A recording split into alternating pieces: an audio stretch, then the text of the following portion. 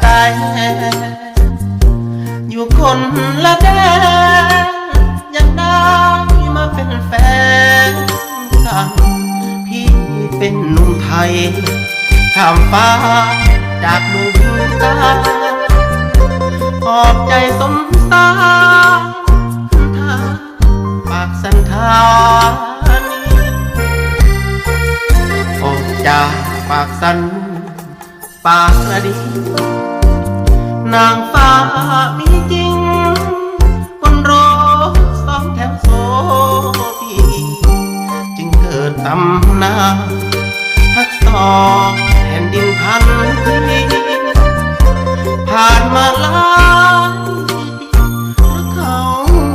บอกเคยห่างกันบ้านโพเจริญคือหังฮักเขาตายคนผ่านกี่แดดฝนกี่น้ำทางสร้างฝันกอดกันร้องไห้หลายครายังสู้กัดฟันหยัดยืนข้างกันแม้ว่าไม่ยากปางตาโดยเกียรติสู้ชายอ้ายให้สัญญา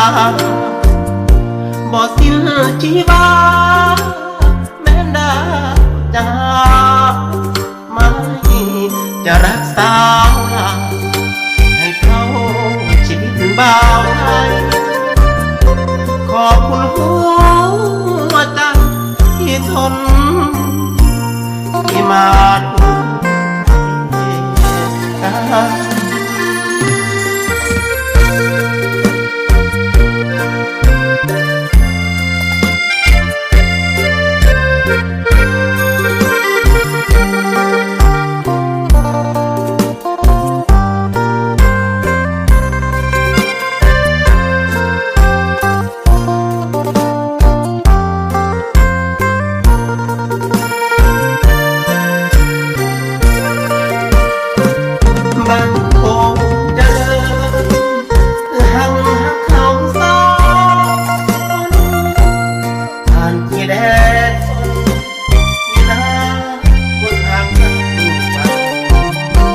กอดกันร้องไห้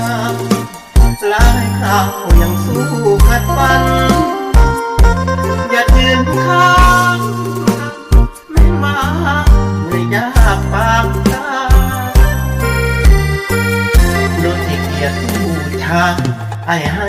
สัญญาบ่สิ้นชีวาแม้นานจะหาไม่จะรักษาให้เขาชีวิตบ้างขอบคุณหัวใจที่ทนสู้มาด้วยกัน